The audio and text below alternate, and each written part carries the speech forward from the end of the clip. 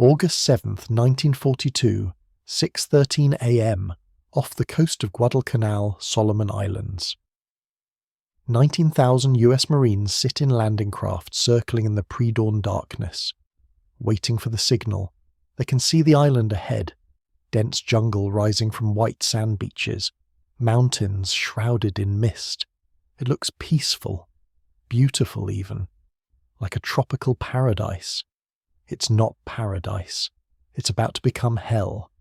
This is the first major American offensive of World War II. For 9 months, the United States has been retreating. Pearl Harbor, Wake Island, Philippines, Bataan, Corregidor. Every battle has been a defeat or a desperate holding action. The Japanese have conquered half the Pacific. They seem unstoppable, but not anymore. Today that changes. Today America stops retreating and starts attacking. The target is Guadalcanal, a jungled island most Americans have never heard of, strategically positioned in the Solomon Islands chain. The Japanese are building an airfield there. If they finish it, their bombers will threaten Australia. The Allied supply lines will be cut. The war in the Pacific could be lost. So the Marines are going to take it. Take the island. Take the airfield. Hold them both. Simple plan. Should take a few weeks at most. Intelligence says there are only a few hundred Japanese on the island, mostly construction workers and engineers. Light resistance expected. Quick operation. Then on to the next island. Everything in that assessment is wrong. The landing begins at 9:10 a.m. The first wave of Marines hits the beach near Lunga Point. They jump from their landing craft expecting to be hit by machine gun fire, artillery, mortars, the Japanese fighting to the death like they did on every other island. Instead, they meet silence, no shooting, no resistance. They advance cautiously inland. Still nothing. The beach is empty. The jungle is quiet. Where are the Japanese? The Japanese are running. The garrison on Guadalcanal heard the naval bombardment, saw the invasion fleet. They're not combat troops. They're construction workers and support personnel, about 2,200 of them. They're not going to fight 19,000 Marines. They're fleeing into the jungle, heading for the mountains, taking what supplies they can carry. By nightfall on August 7th, the Marines control the landing zone and the partially completed airfield. The operation is going better than expected. Casualties are minimal. The airfield is almost intact. Just needs to be finished and it can be used immediately. This is looking like an easy victory. The Marines don't know it yet, but they've just walked into a 6-month nightmare. Guadalcanal will become the longest and bloodiest campaign in the Pacific War. The island where America learns to fight Japan. Where both sides commit everything they have, where naval battles rage offshore while infantry fight in the jungle, where supply lines determine survival, where disease kills as many men as combat, where the outcome of the entire Pacific War hangs in the balance. Alexander Vandergrift is the Marine General commanding the landing force. 1st Marine Division, good troops, well trained, but they've never been in combat. This is their first operation. Vandergrift knows his mission. Take and hold the airfield, defend it against Japanese counterattack, keep it operational so American planes can use it. What he doesn't know is that he's just triggered a strategic crisis for Japan. The Japanese High Command considers Guadalcanal essential. They cannot allow Americans to hold an airfield this close to their defensive perimeter. They will commit everything to retake it. Army divisions, naval task forces, air squadrons. They'll turn Guadalcanal into the decisive battle. Winner takes the Solomon Islands. Loser loses the initiative in the Pacific. August 8th, the Marines expand the perimeter around the airfield. They're still encountering almost no resistance. A few skirmishes with Japanese stragglers, but no major combat. The construction workers who fled into the jungle aren't coming back to fight. They're starving and lost and dying from disease. No threat, but reinforcements are coming. Admiral Isoroku Yamamoto, the architect of Pearl Harbor, orders immediate counterattack. He sends cruisers and destroyers to bombard the American positions. He's assembling troop transports to land Japanese soldiers. He's committing naval air power. Guadalcanal will be retaken quickly. The Americans will be driven into the sea. The first Japanese counterstrike comes that night. The Battle of Savo Island. Japanese cruisers and destroyers attack the Allied naval force protecting the landing. It's a night surface action, close range, sudden and brutal. The Japanese have superior night fighting capability, better training, better tactics. They savage the Allied fleet. 4 heavy cruisers sunk. Allied losses exceed 1,000 killed. The Japanese lose nothing. It's a catastrophic defeat. The worst naval disaster in US Navy history. Worse, the defeat forces the surviving Allied ships to withdraw. The troop transports leave.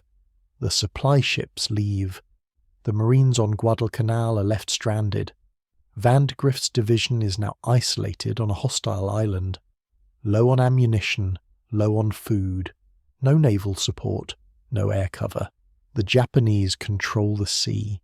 They control the air. They can land reinforcements whenever they want. The Marines are surrounded and cut off, and everyone knows the Japanese don't take prisoners. But the Marines have the airfield. They finish the runway. On August 12th, the first American planes land. A Marine Air Squadron, VMF 223, flying F-4F Wildcats. Another squadron flying SBD Dauntless dive bombers. They're called the Cactus Air Force. Cactus is the code name for Guadalcanal. These pilots will fly from Henderson Field, as the airfield is now named, for the next 6 months. They'll be outnumbered constantly, outgunned, operating from a dirt runway that gets cratered by Japanese bombing every night. They'll fly multiple missions daily, sleep in tents in the jungle, eat half rations, get malaria, dysentery, keep flying anyway. The Cactus Air Force will lose planes and pilots at horrific rates, but they'll contest Japanese air superiority. They'll attack Japanese ships trying to reinforce the island. They'll provide air support for the Marines fighting in the jungle. Without them, Guadalcanal would have been lost in the first month. August 18th, the first major Japanese ground attack. Colonel Kiyonao Ichiki lands 916 soldiers east of the marine perimeter, elite troops, veteran jungle fighters from China. Ichiki has orders to retake the airfield immediately. He believes the Americans are weak, demoralized, ready to collapse at the first serious attack. He's wrong. August 23rd, midnight. Ichiki attacks across the Ilu River. His troops advance in the darkness screaming Banzai, expecting the Marines to break and run. Instead, they're hit by concentrated machine gun and rifle fire, artillery, mortars. The Marines have been warned the attack is coming.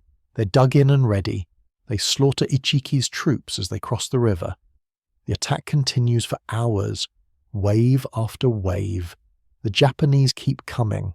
They're brave beyond measure, charging into machine gun fire, climbing over their own dead. They believe Bushido, the warrior code, will carry them through.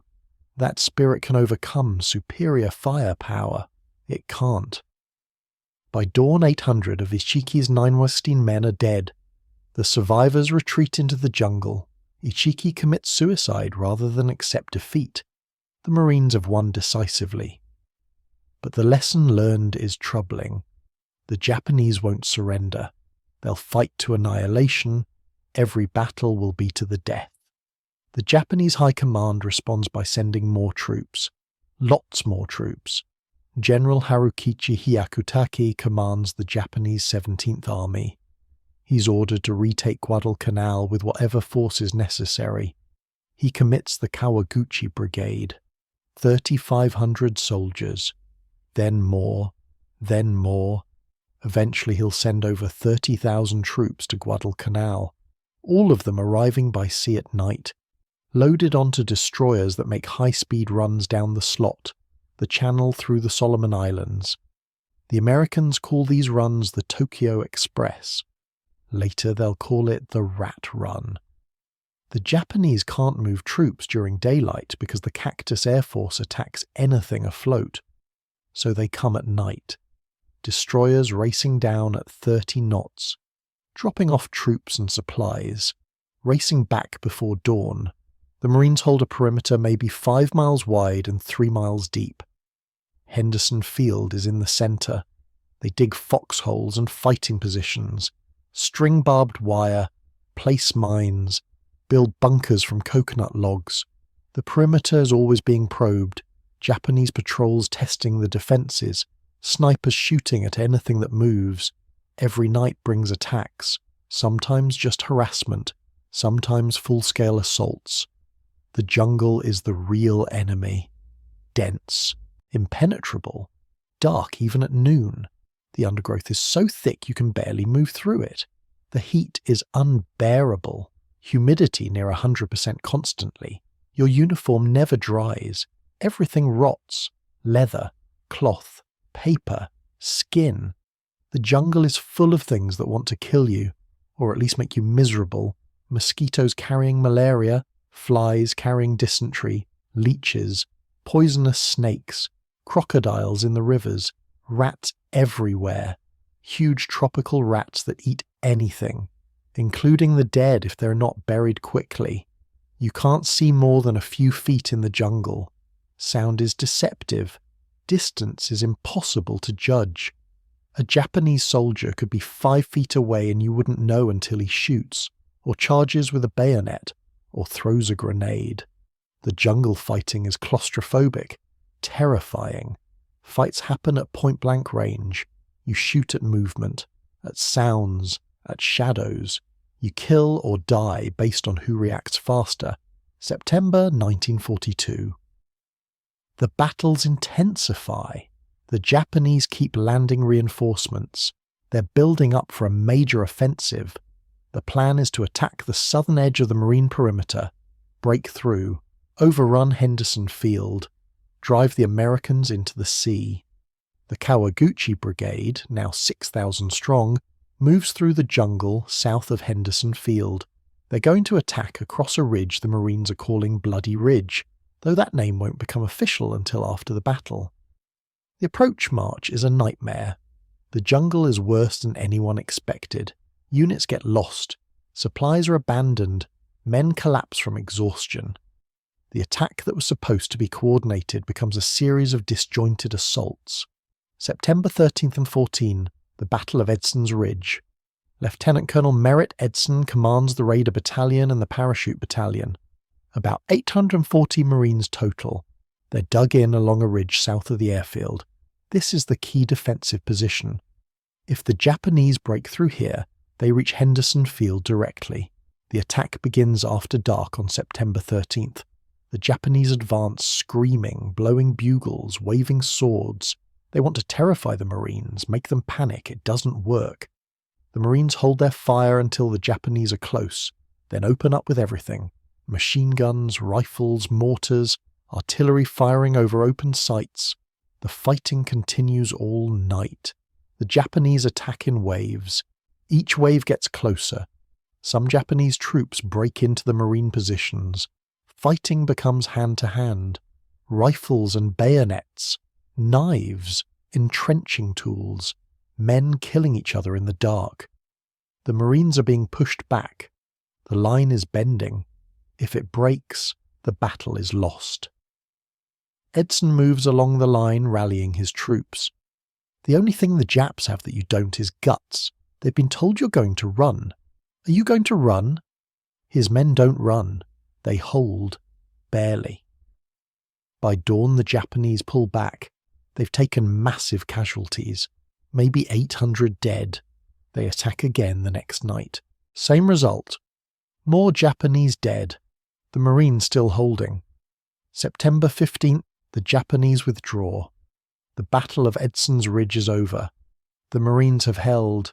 Henderson Field is still in American hands, but it was close. If the Japanese had broken through, if Edson's men had given way, Guadalcanal would have been lost. The casualties on both sides are terrible. The Marines have lost 143 killed and wounded. The Japanese lost over 200. But Japan has more troops. They'll keep sending them. The question is whether the Marines can hold until reinforcements arrive. The supply situation is desperate. The Marines are on half rations, sometimes quarter rations. Rice captured from the Japanese, coconuts, whatever can be scavenged. Medical supplies are running out. No way to evacuate the seriously wounded. They're treated at aid stations in the jungle and either recover or die. Malaria is epidemic. Probably 75% of the Marines have it. They take quinine when it's available. When it's not, they just endure. Fighting a war with 103-degree fever, shaking with chills, dehydrated and weak. You fight malaria in the morning, then fight the Japanese at night. The disease is relentless. It never leaves your system. It recurs for years. Guadalcanal veterans will have malaria flare-ups for the rest of their lives. Dysentery is almost as bad, caused by contaminated water and food, violent diarrhea, dehydration, weakness. No real treatment. You just try to stay hydrated and keep functioning. Men lose 30, 40, 50 pounds. They look like skeletons, but they keep fighting. The jungle rot is horrible. Your feet never dry. The constant moisture causes fungal infections. Your skin cracks and bleeds, gets infected. Boots fall apart. Uniforms rot off your body. Everything smells of decay, of rotting vegetation and rotting men. The stench is overwhelming. You never get used to it. October 1942. The Japanese try again, this time with a full division. The Sendai Division. 15,000 troops, elite soldiers commanded by General Masao Maruyama. They land west of the marine perimeter. They'll march through the jungle, attack from an unexpected direction, overwhelm the defences. The plan is sound. The execution is disaster.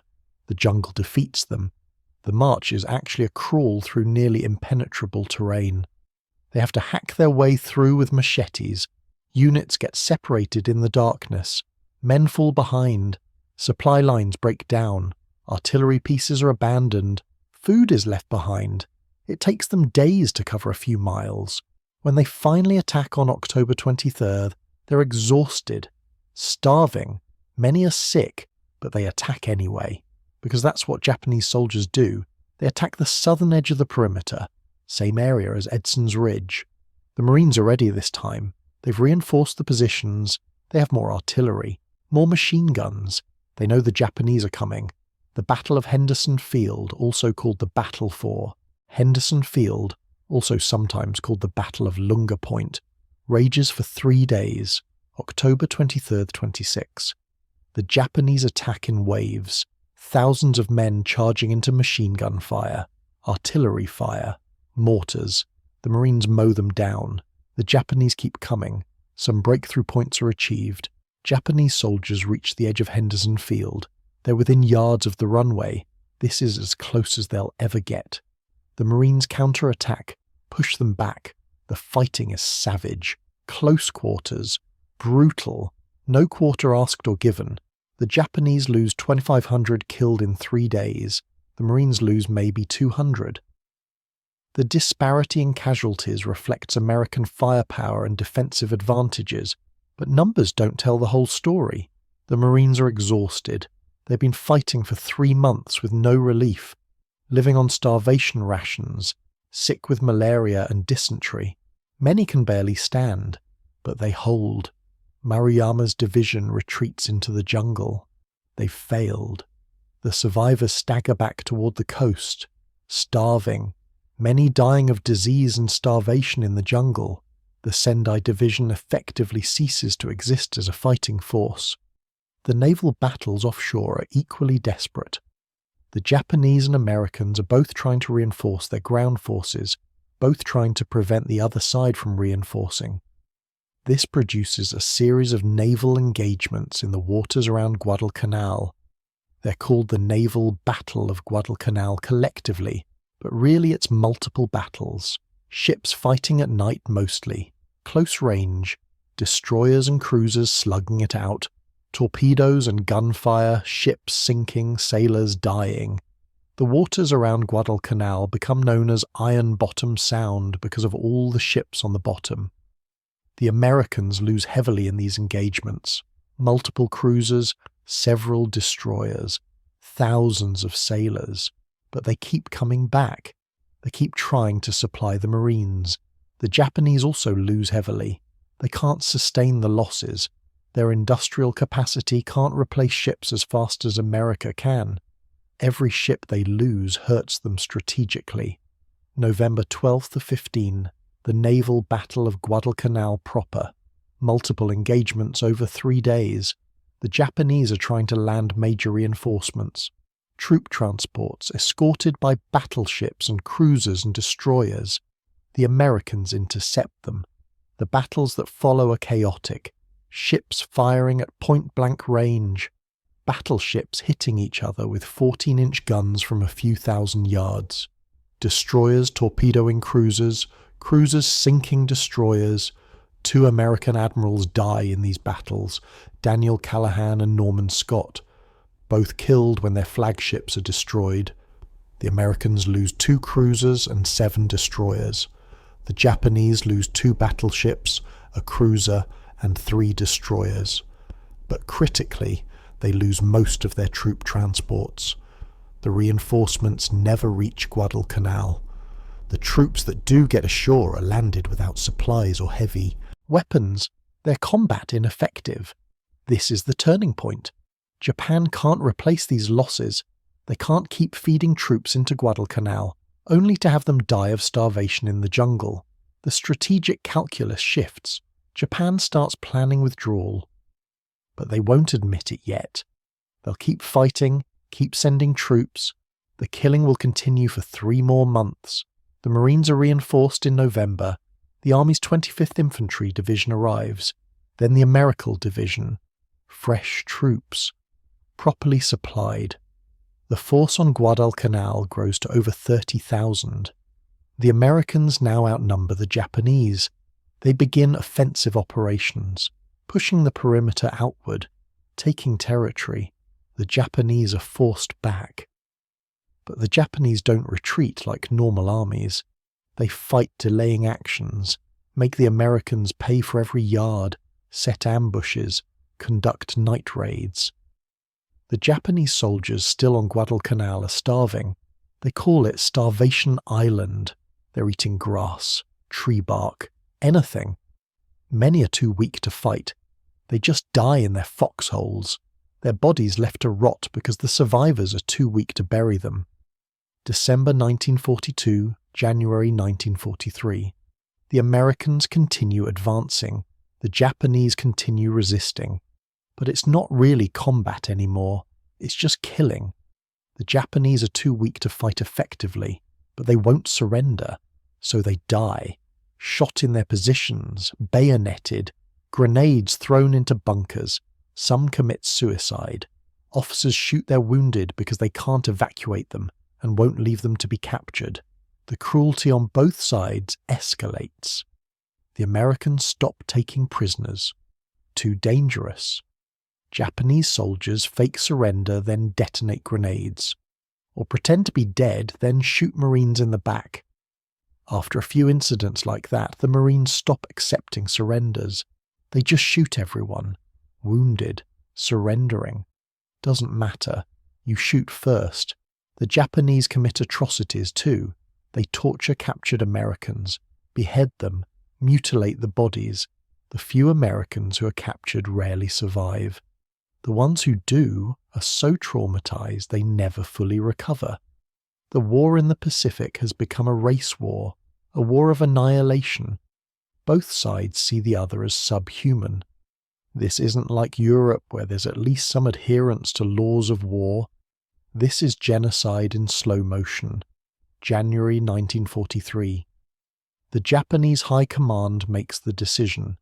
Evacuate Guadalcanal. It's framed as repositioning, not retreat, but everyone knows they're abandoning the island. They've lost. The evacuation is conducted brilliantly, using the same Tokyo Express runs that brought troops in. destroyers racing down the slot, picking up troops from beaches, racing back before dawn. The Americans don't realize what's happening at first. They think it's another reinforcement run. By the time they figure it out, most of the Japanese have escaped. About 11,000 are evacuated successfully. They leave behind 10,000 dead, plus about 15,000 who died of disease and starvation, February 9th, 1943. The last Japanese troops leave Guadalcanal. The Americans find abandoned positions, dead bodies, equipment left behind. The island is theirs. After 6 months of hell, they've won. The cost is staggering. The Americans suffer about 7,000 casualties, 1,600 killed, the rest wounded or sick. The Japanese lose about 31,000 total, killed in combat, dead from disease, starved, evacuated but so damaged their combat ineffective.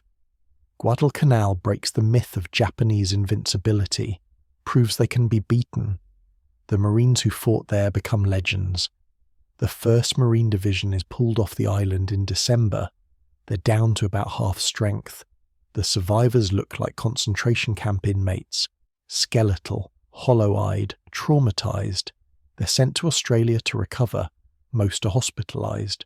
Many are so damaged physically they never return to combat. The psychological damage is even worse. They have nightmares, can't sleep, jump at loud noises, many drink to forget, self-medicate with alcohol because there's no real treatment for what we'd now call PTSD. The pilots of the Cactus Air Force are destroyed as a unit. Of the original squadrons that landed in August, barely anyone survives to February. They're shot down or killed in crashes or just worn out. Flying multiple missions daily for months, living on the edge of exhaustion. Some literally fall asleep in the cockpit. The few who survive are pulled off the island suffering from combat fatigue, malaria, malnutrition. The naval losses are equally severe. The US Navy loses 24 warships in the waters around Guadalcanal, 2 carriers, 8 cruisers, 14 destroyers, thousands of sailors. The Japanese lose 24 ships too. But they can't replace them. America can. That's the difference. America's industrial capacity means every ship lost is replaced by 2 new ones. Japan can't match that. The strategic impact of Guadalcanal is enormous. It stops Japanese expansion. Before Guadalcanal, Japan was advancing everywhere. After Guadalcanal, they're retreating. Slowly at first, then faster. The initiative shifts permanently to the Allies. Japan will fight desperately for 3 more years. But they're fighting a losing war now. Guadalcanal proved it. The lessons learned on Guadalcanal shaped the rest of the Pacific War. Combined arms operations, Navy, Marines, and Army working together. Air superiority is essential. Supply lines determine victory. Island warfare requires specialized tactics. The Japanese will fight to the death. Surrender is almost never an option. Every island will have to be taken the hard way. The veterans of Guadalcanal are scattered to other units. They bring their experience, their knowledge. They teach new Marines and soldiers how to fight in the jungle, how to survive, what works and what doesn't. The institutional knowledge gained on Guadalcanal saves lives in later campaigns, but it can't save the men who died there. The Marines buried in the division cemetery near Henderson Field, the sailors in Ironbottom Sound, the Japanese dead in the jungle, their bones slowly being consumed by the rot and the insects and the jungle reclaiming everything. Guadalcanal today is peaceful. The jungle has grown back over the battlefields. The crashed plains are covered in vegetation. The bunkers are collapsed. The fighting positions are overgrown. The only reminders are the memorials, the cemeteries, the rusting hulks of ships visible in the shallows at low tide.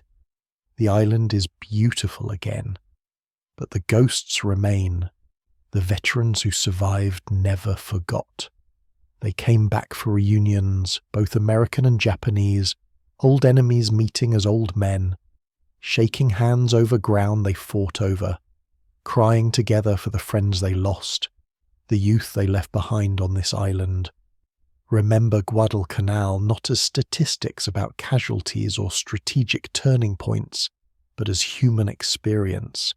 Young men, most of them teenagers or barely 20, fighting for 6 months in hell, living in holes in the ground, eating garbage, sick with diseases that will affect them for life, watching their friends die, killing enemies up close and personal, being transformed from civilians into combat veterans or corpses.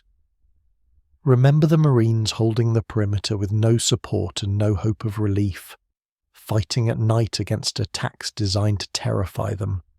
Holding because they're Marines and Marines don't quit, even when quitting would be reasonable, even when they're outnumbered and surrounded and starving.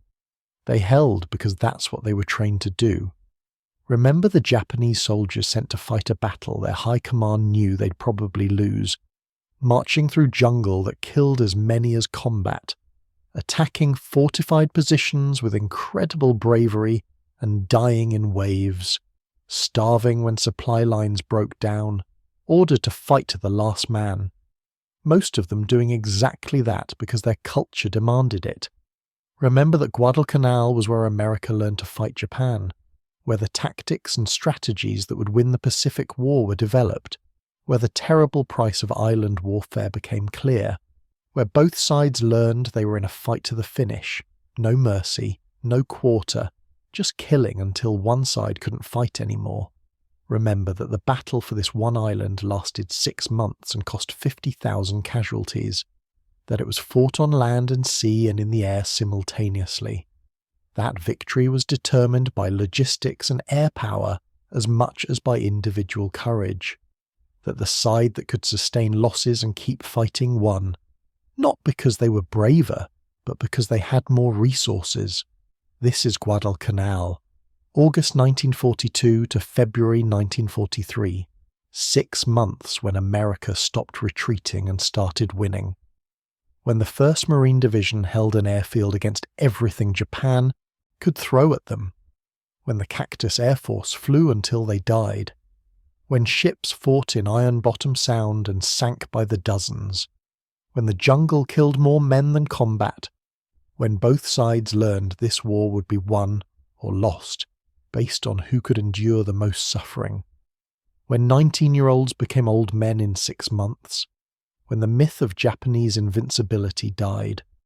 When the Pacific War's outcome was decided, even though 3 years of fighting remained. When Guadalcanal earned its place in history as the island where everything changed.